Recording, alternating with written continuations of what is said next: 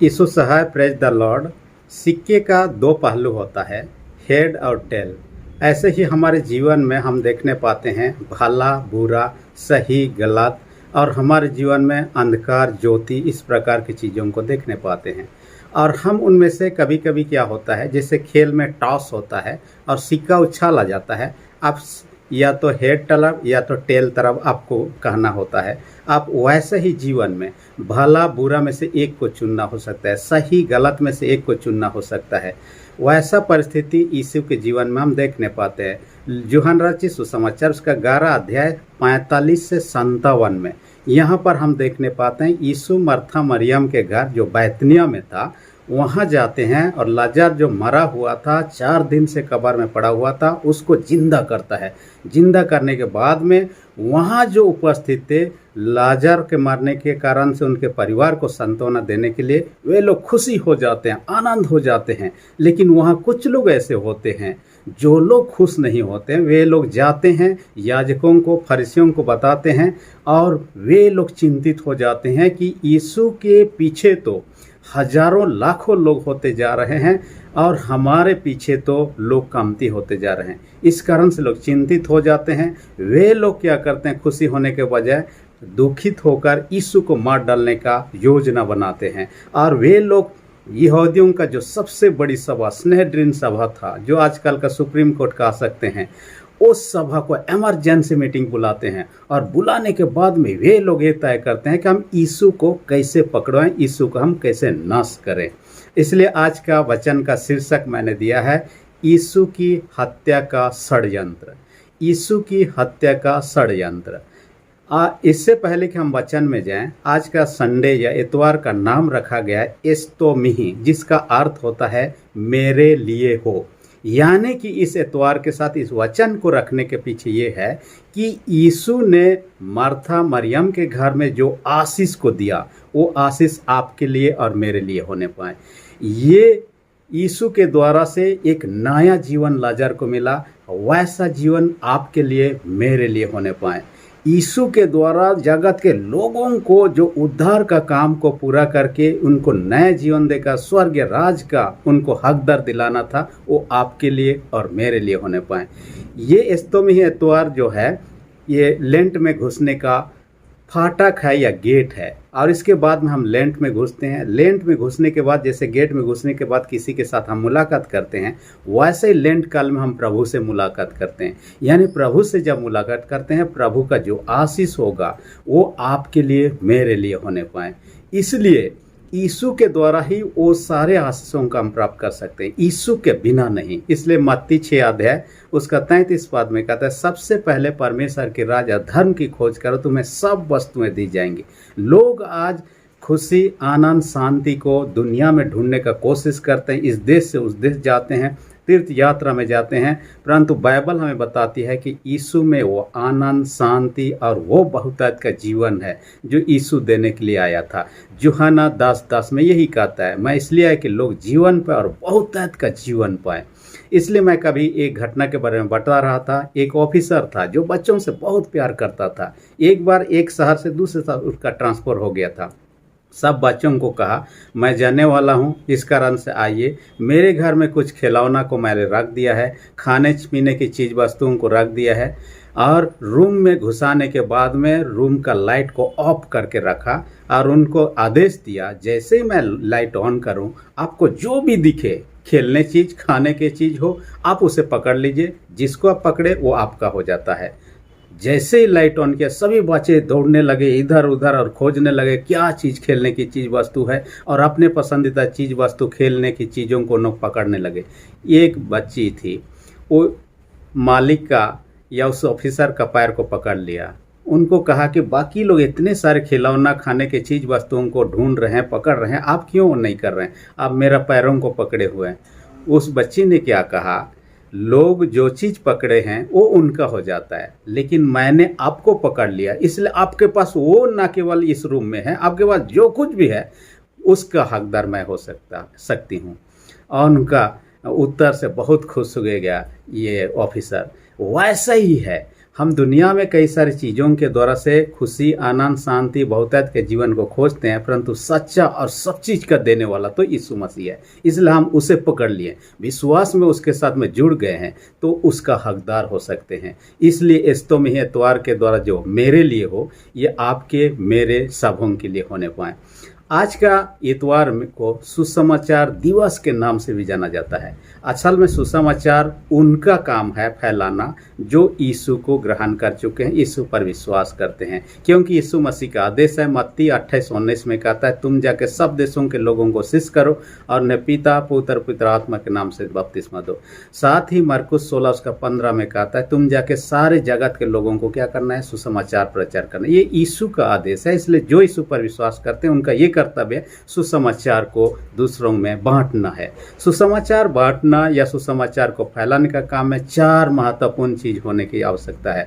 पहली बात है 4 में से कि उसके लिए बाइबल वचन की आवश्यकता है। वचन बीज के समान है। जैसे खेत में बोने के लिए कृषक बीज लेता है और बोता है, वैसे ही वचन को बोया जाता है। इसलिए वचन का होना, जैसे बीज का होना खेत में बोने के लिए जरूरी है, वैसे ही वचन का बीज होना जरूरी है। दूसरी महत्वपूर्ण बात है बोने वाला या संदेश वाहक होना चाहिए। वचन को एक जगह से दूसरी जगह लेना, दूसरों में बांटने वाला, दूसरों जगह में बोने वाला व्यक्ति होना चाहिए, जिसे हम कह सकते हैं सुसमाचार का प्रचारक कह सकते हैं, एवेंजलिस्ट कह सकते हैं या प्रचारक कह सकते हैं, चाहे परमेश्वर के सेवक सेविका कह सकते हैं, जो कुछ भी है। तीसरी महत्वपूर्ण बात है, हम जब बीज को बोने के लिए जाते हैं तो खेत देखते हैं, कहाँ पर मैं बोऊं। यहाँ वहाँ बोने के लिए हम जगह देखते हैं, जहाँ सटीक लगता है हम बो देते हैं। ऐसे अच्छी जगह पर बोने के द्वारा उपज भी अच्छी होने लगती है, परंतु गलत जगह पर हो सकता है उपज ना भी आए। ऐसे ही चीज़ है, लोगों का मन हृदय चाहिए परमेश्वर के वचन को बोने के लिए, ताकि लोग सुने, उसे ग्रहण करें और उनके जीवन में वह बीज जो है अंकुरित होकर पेड़ का आकार धारण करे। और चौथी जो और महत्वपूर्ण बात है, हम बीज बोते हैं वो सटीक रूप से बढ़ेगा, फल फलेगा, इसका गारंटी इस पर निर्भर करता है पवित्र आत्मा उस पर कैसे काम कर रहा है। क्योंकि हम वचन जितना भी बोएं, पवित्र आत्मा काम ना करे, हमारा परिश्रम व्यर्थ होगा। इसके लिए हम अपने से कुछ नहीं कर सकते हैं, ये पवित्र आत्मा काम करता है अंदर अंदर। आइए हम आज के वचन में है यूहन्ना 11 उसका 45 से 57 घटना में हमने जान लिया है कि यीशु मसीह मार्था मरियम के घर जाते हैं और लाजर को जो 4 दिन से कब्र में पड़ा हुआ था उसको जिंदा करते हैं। कुछ लोग खुश हो जाते हैं, परिवार के लोग भी खुश हो जाते हैं, लेकिन कुछ लोग उनका विरोधी निकलते हैं। वे याजकों के पास जाते हैं और उनके साथ मिलकर यीशु को मार डालने का षड्यंत्र रचते हैं। इसलिए मैंने पहले ही कहा दिया, शीर्षक रखा है यीशु की हत्या का षड्यंत्र। इसके तहत में हम पहली विशेष बात चीज़ की चर्चा करेंगे, क्यों तब हत्या करना चाहते हैं, षड्यंत्र क्यों रच रहे हैं। पहली बात है मसीह विश्वास को रोकने के लिए। जो यीशु में विश्वास करने के द्वारा जो लोगों में विश्वास था, इस विश्वास को फैलने में, इसलिए मैंने कहा मसीही विश्वास को रोकने के लिए, और ये और न फैल जाए। इसलिए कि यहूदियों का ये विश्वास था कि जगत का जो मसीहा उद्धार करता आने वाला है वो आया नहीं है। अब भी कई यहूदी लोग यही विश्वास करते हैं, जगत का उद्धार करता जिसके विषय में पुराना नियम में भविष्यवाणी की गई थी वो अभी तक आया नहीं है। इसलिए यीशु मसीह ने कहा, जबकि वो खुद आ चुका, खुद स्वीकार भी किया, लोगों को बताया, फिर भी नहीं माने। इसलिए यूहन्ना 1 अध्याय में हम देखने पाते हैं वो अपने घर आया और अपनों ने ही उसे ग्रहण नहीं किया। असल में यहूदी लोग ये सोचते थे यीशु मसीह ऐसा व्यक्ति होगा जो जगत का मसीहा, वो तलवार लिए रहेगा और जो पापी लोग काट डालेगा, धर्मियों की रक्षा करेगा। लेकिन यीशु मसीह का जन्म ही अद्भुत रीति से होता है, फिर भी ये लोग विश्वास नहीं करते हैं। लेकिन एक बात है, उस लाजर को जिलाने के द्वारा जो खुश हो गए यीशु के ग्रुप में थे, जो लोग खुश नहीं हुए, नाखुश, यीशु के विरोधी थे। यानी कि आज हम यदि वहाँ होते, आज इस परिस्थिति में हम किस ग्रुप में हैं? हम यीशु के ग्रुप में हैं कि उसके विरोधी ग्रुप में हैं? देखिए, खेल में 2 ग्रुप के लोग खेलते हैं, चाहे हॉकी हो, फुटबॉल हो, चाहे क्रिकेट हो। 2 ग्रुप में खेल होता है। एक ग्रुप जीतना चाहता है, दूसरे ग्रुप भी जीतना चाहता है, लेकिन जीतता तो एक ही है ना। खेल के बाद में फाइनल जब होता है एक जीत हासिल करता है।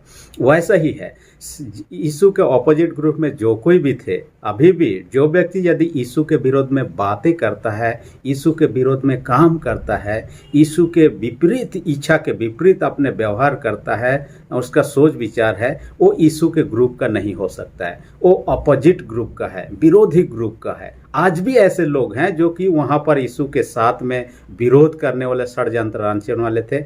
आप और हम में से हो सकते हैं। यदि हम यीशु के विरोध में बातें करते हैं, यीशु के विरोध में काम करते हैं और उसके विरोधी वाला व्यवहार हम दिखाते हैं, तो हम भी उसके विरोधी ग्रुप में हैं और जानते हैं यीशु का विरोधी ग्रुप के लोग एक दिन नरक में डाल दिए जाएंगे शैतान के साथ में।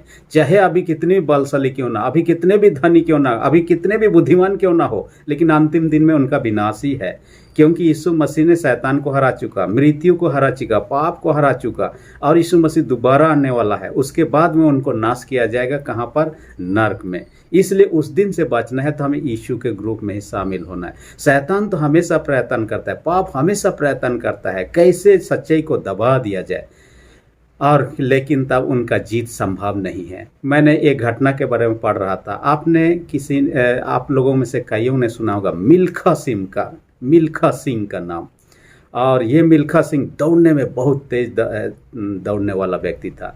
असल में 1958 में वो टोक्यो में खेलने के लिए गया हुआ था। उससे पहले, मिल्खा से पहले एक व्यक्ति था जो पाकिस्तान का अब्दुल कलिक, और ये व्यक्ति एशिया का सबसे तेज दौड़ने वाला व्यक्ति था। लेकिन पहली बार जब मिल्खा सिंह वहाँ टोक्यो खेलने के लिए गया, 200 मीटर रेस में वो पाकिस्तान के अब्दुल को हरा दिया।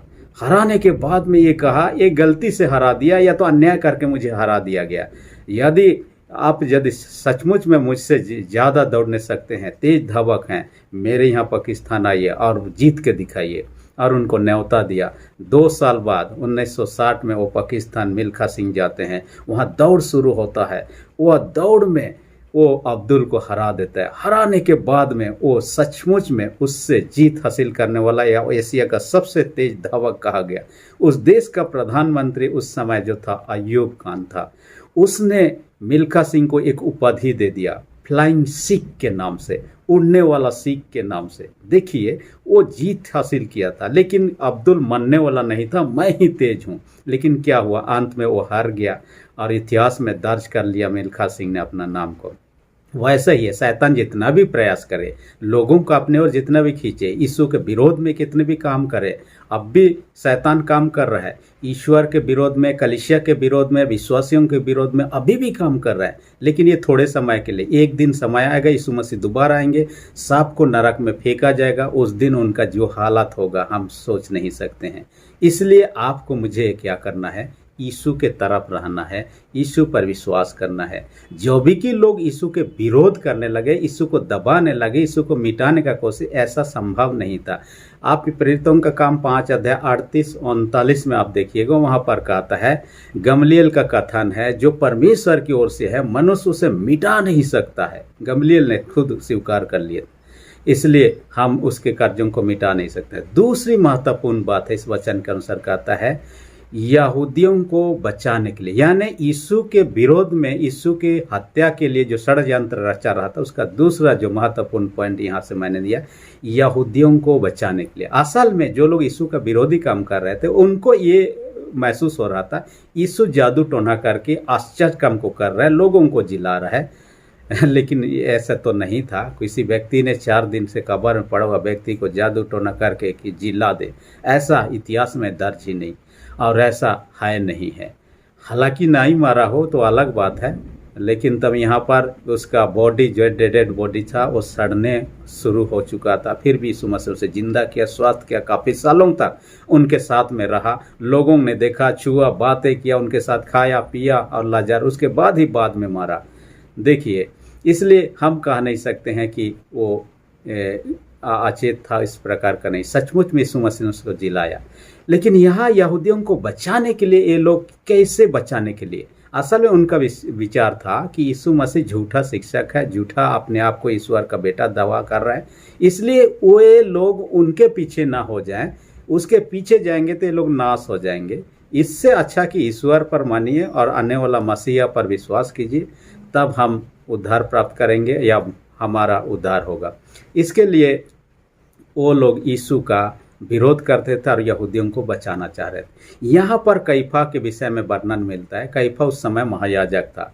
वो हाना महायाजक का भतीजा दामाद था, क्योंकि इससे पहले हाना महायाजक था, क्योंकि उस एरिया रोमी शासन के अधीन में था। रोमी शासक को अच्छा नहीं लगा तो हन्ना को हटा दिया, उसके दामाद कैफा को महायाजक नियुक्त कर दिया। और कहा जाता है कि वो 18 ईस्वी से 36 ईस्वी तक वो महायाजक के पद पर रहा और सेवा का काम किया। उसने लोगों को कहा, हमारे लिए यानी यहूदियों के लिए ये अच्छा है कि एक व्यक्ति को मरना है, यानी हमें हमारे यहूदियों को बचाने के लिए एक व्यक्ति को मारना आवश्यक है। और ये भविष्यवाणी के रूप में उन्होंने कहा, और वो व्यक्ति कौन? यीशु मसीह को मारना आवश्यक। उनके विचार में, बाकी यहूदियों के विचार में, यीशु मसीह मर जाएगा तो यहूदी लोग गलत शिक्षा से बच जाएंगे। लेकिन तब हाना यहाँ कैफा जो कह रहा है, यीशु के मरने के द्वारा संसार के सारे लोगों का उद्धार हो सकता है। उनके बलिदान के द्वारा ही संसार के सारे लोग बचाए जा सकते हैं। उनका ये कथन था। लेकिन कई लोग समझे, कई लोग नहीं समझे, और ये भविष्यवाणी परमेश्वर के आत्मा के अगुवाई के द्वारा उन्होंने किया, और ऐसा ही पूरा होता है। देखिए, कई लोग कन्फ्यूजन में होते हैं।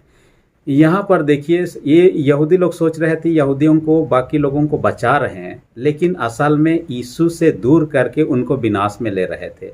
यीशु के साथ रहना, यीशु के संगति रखना या यीशु के पक्ष में होना ही उनके लिए बचाव था, उद्धार था, उनका जीवन बच सकता था।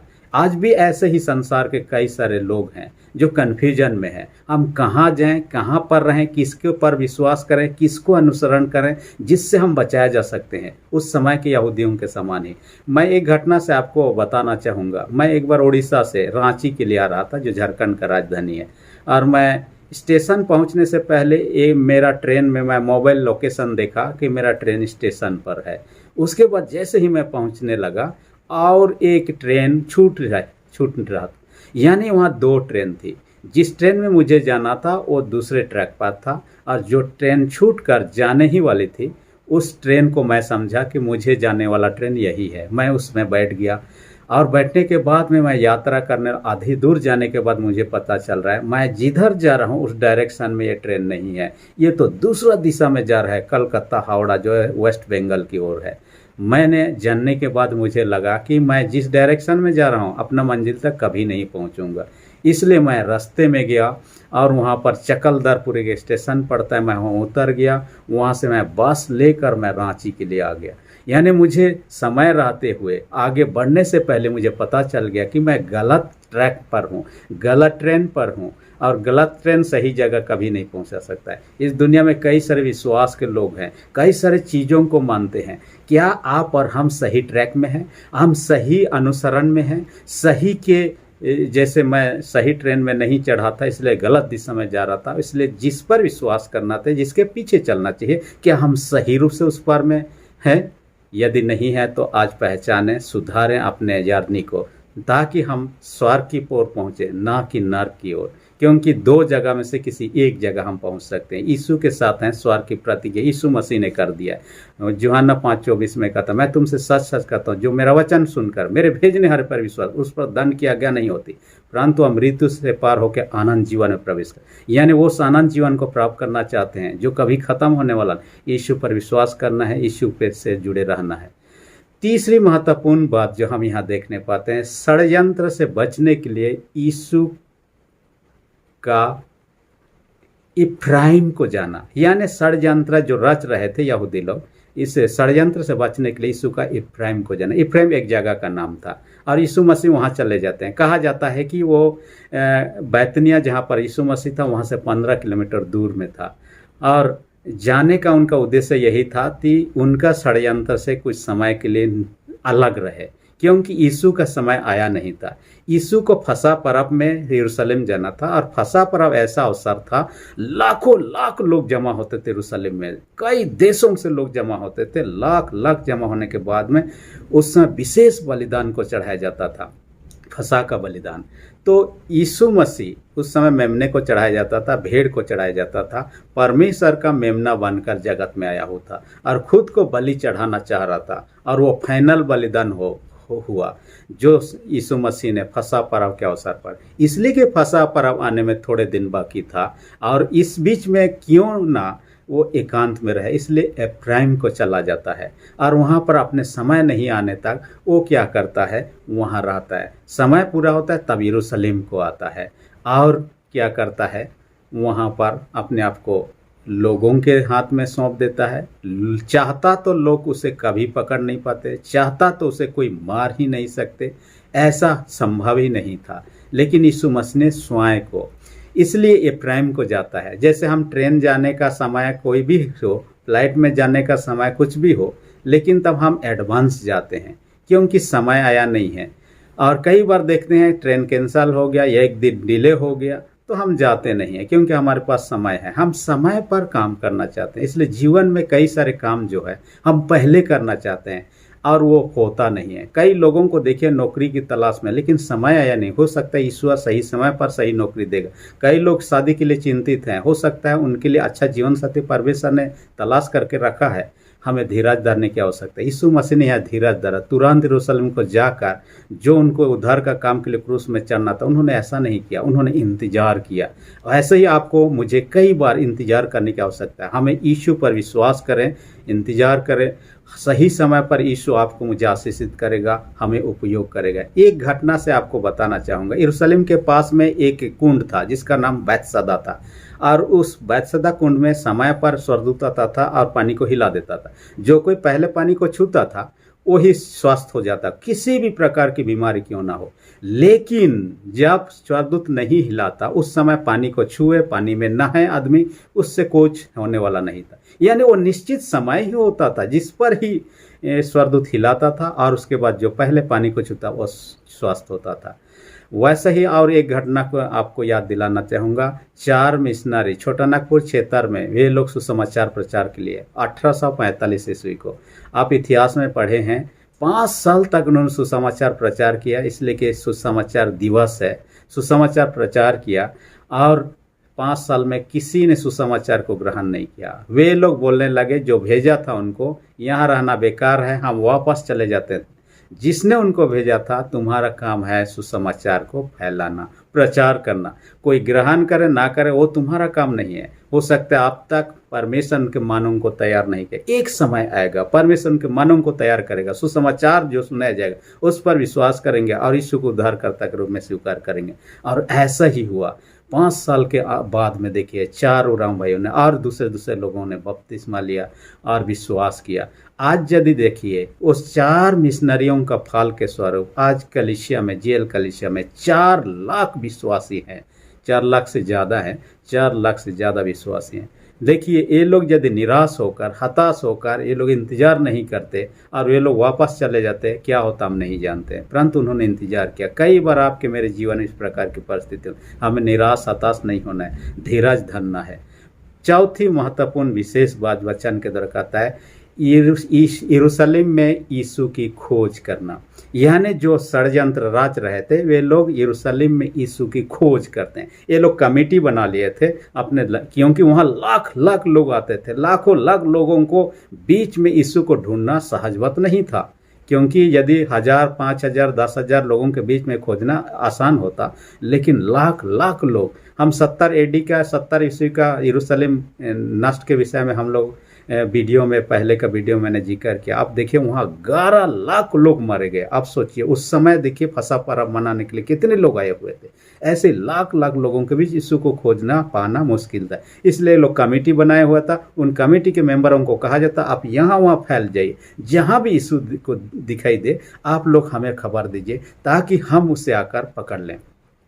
ऐसा ही किया जाता है। यीशु आता है, उनके बीच में रिपोर्ट किया जाता है, लेकिन कोई नहीं पकड़ता है। देखिए पहले तो पकड़ने के लिए लोग प्लान किए, योजना बनाए, और लेकिन तब यीशु आने के बाद में पकड़ते नहीं। यीशु उलट पुलट करता है। जो लोग खरीद बेचने का काम करते हैं, ये लोग लोगों को लूटने का काम कर रहे थे। मंदिर के शुद्धिकरण करते हैं और वहाँ पर लोगों से बातें करते हैं। कई सारे चीज़ होता है, लेकिन लोग उससे कुछ नहीं करते हैं। इंतज़ार करते हैं उस समय का, जब रात का इंतज़ार करते हैं, जब वो गेत्सेमनी के ये में बारी में जाते हैं और वहाँ पर गार्डन में, गेत्सेमनी के गार्डन में या बगीचा में जाते हैं। उस समय ये लोग एकांत का समय यीशु को पकड़ते हैं।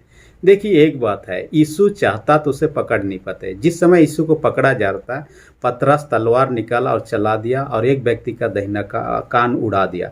यीशु मसीह का तलवार को रख लीजिए। मैं चाहूँ तो आकाश से अभी स्वर्गदूत लोग उतर जाएंगे, सबको काट के ख़त्म कर देंगे, हमें कुछ नहीं हो सकता। लेकिन ये तो मुझे करना ही है, यानी कि क्रूस में बलिदान होना उनका ही काम था। इसलिए क्रूस में चढ़ने के बाद भी देखिए लोगों ने उसे मार नहीं डाला। हम विश्वास दर्पण में कहते हैं मार गया गड़ा गया, असल में मारा गया गड़ा गया नहीं। यीशु चाहता तो ये लोग उसे मार ही नहीं सकते। मैं एक घटना के बारे में पढ़ रहा था, फ्रांस देश की घटना है, 1908 की घटना है। वहाँ पर एक बच्ची थी, एक धनी मनी परिवार में, जिस बच्ची का नाम था रीनी न्यूअर नाम की बच्ची थी और उसके माता पिता धनवान थे। इसलिए 8 लोगों ने उस बच्ची का किडनैप कर लिया और किडनैप करने के बाद में वो छोटी सी बच्ची थी, 1.5 साल की बच्ची थी, 18 महीना की बच्ची थी। और वे लोग समुद्र मार्ग से, नौका से वे लोग भागने का कोशिश कर रहे थे ताकि बाद में फिरौती मंगा जाए।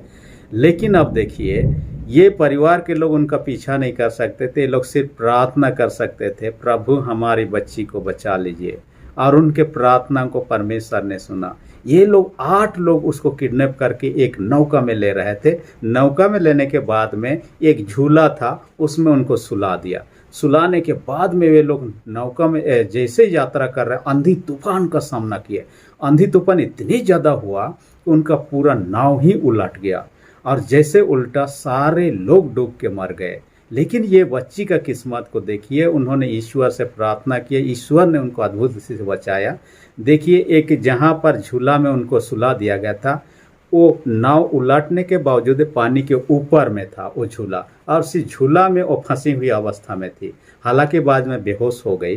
बेहोश होने के बाद में उनका नौका जो था लहर से धीरे धीरे धीरे धीरे दूसरा तीसरा दिन होते और ज़मीन के किनारे आया। लोगों ने देखा वो नौका में एक बच्ची है जो बेहोशी के हालत में है और उसको कुछ नहीं हुआ है। उसको लिया गया हॉस्पिटल के बाद में वो स्वस्थ हो गए, उनके परिवार तक पहुंच गए। देखिए 8 के 8 लोग, ये खूंखार चोर लोग थे, डकैत लोग थे, चाहे जैसे भी खूंखार लोग थे, और वे लोग मर गए। लेकिन प्रभु ने अद्भुत से उस प्रिय बच्ची को बचाया, उनके घर के लोगों का प्रार्थना को सुना। इसलिए यीशु चाहता तो उसे भी मार नहीं डाल सकते। इसलिए आपके मेरे विरोध में भी यीशु के समान षड्यंत्र रचा जा रहा हो, यीशु के जैसे परेशान के वैसे कोई परेशान कर रहा हो, ऐसे ही सताहट हो रहा, हमें परेशान होने की आवश्यकता नहीं। परमेश्वर जानता है हमारा जीवन उनके हाथ में है, हम उसके हाथ में समर्पित हो जाए, हम सुरक्षित हैं। इसलिए यशायाह 41 अध्याय 10 पद में कहता है, मत डर, मैं तेरे संग हूँ, इधर उधर मत तक, मैं तेरा परमेश्वर हूँ। इसलिए आपको मुझे घबराने की आवश्यकता नहीं है। जो भी परिस्थिति, जैसा परिस्थिति, यीशु पर विश्वास करें, उसमें बने रहें, उसी के संगति, हम सुरक्षित रहें। चाहे जितने दिन का जीवन हो, इस जीवन के बाद में एक अच्छा जीवन है, बेहतर जीवन है, जो संसार का कोई व्यक्ति नहीं दे सकता, कोई राजा नहीं दे सकता, तो कोई धन दौलत हमें नहीं दे सकता। इसलिए हम इस वचन के द्वारा हम यीशु के विरोध में जैसे बातें किया, आपके मेरे विरोध में किया जा सकता है। हमारे विश्वास को छीनने का प्रयत्न किया जा सकता है, कई प्रकार के अनैतिक काम किए जा सकते हैं, लेकिन ईश्वर के संगति में है, हम सुरक्षित हैं। परमेश्वर इस वचन का अधिक आशीष दे। मैं आपके लिए प्रार्थना करना चाहूँगा। दल पिता जिन्होंने वचन को सुनने में इस समय अपना समय दिया, हर एक को अपने स्वर्गीय आशीष से भर दे। जितने भी बीमार हैं, सबों के पापों को यीशु के सामर्थ्य लो से धो डाल, उनके सारे रोगों को यीशु के सामर्थ्य लो से दूर कर दे। और जो लोग पहली बार वचन को सुने, उनके विश्वास को दृढ़ और मजबूत कर, ताकि यीशु का विश्वास के द्वारा उद्धार को प्राप्त कर सके, आनंद जीवन को प्राप्त कर सके। प्रार्थना यीशु के नाम से मांगते हैं, आमीन। यदि अब तक आपने मेरे चैनल को सब्सक्राइब नहीं किया, इसी घड़ी नीचे जो रेड बटन उसे प्रेस करके सब्सक्राइब कर दीजिए, और जो बेल आइकन निकले उसे प्रेस करके ऑल पर सेट कर दीजिए, ताकि आने वाले वीडियोस का नोटिफिकेशन आपको समय पर मिल सके। धन्यवाद।